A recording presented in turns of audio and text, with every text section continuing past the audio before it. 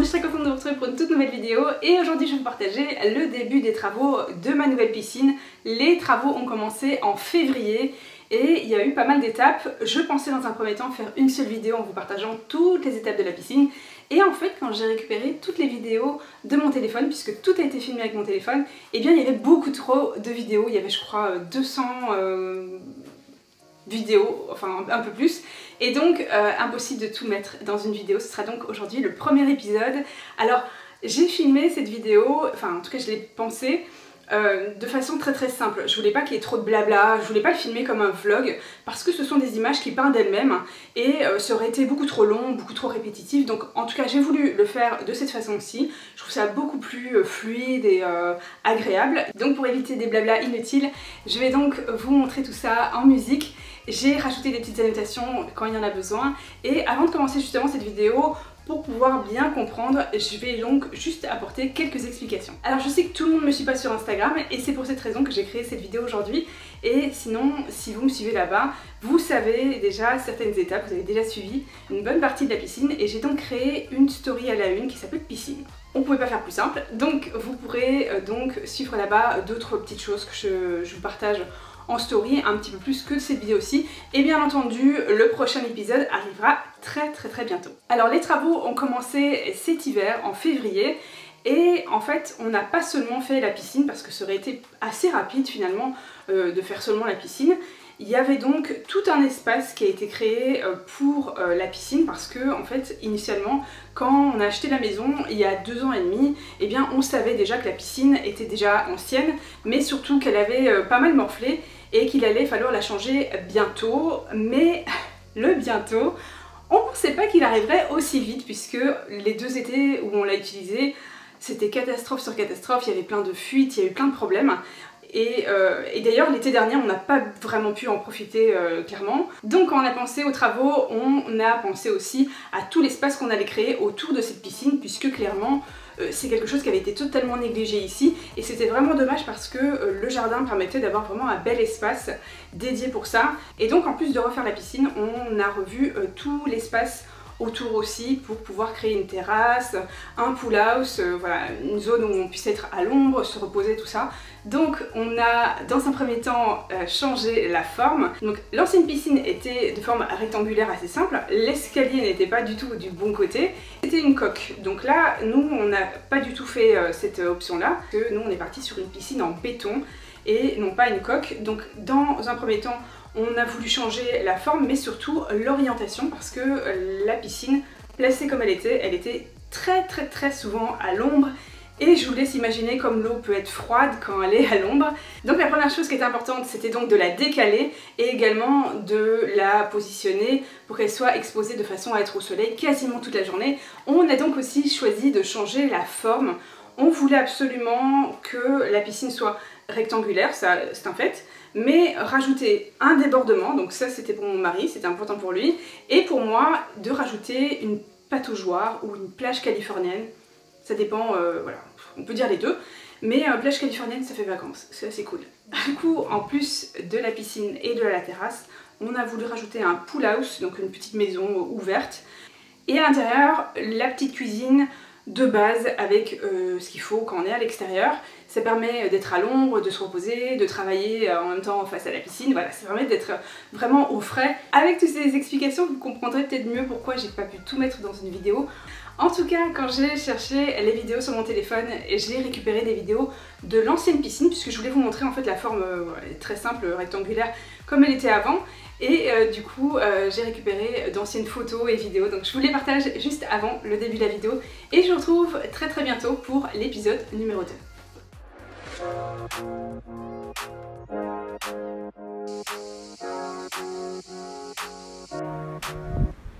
Alors chez nous il y a un peu de vent, regardez ce qui s'est passé. Comme si c'était pas assez compliqué, regardez qui s'invite. C'est pas magnifique ?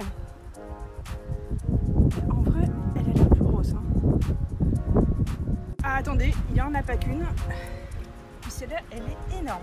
L'autre, elle avait des grosses pattes, mais alors celle-là, elle est encore énorme. Bouh!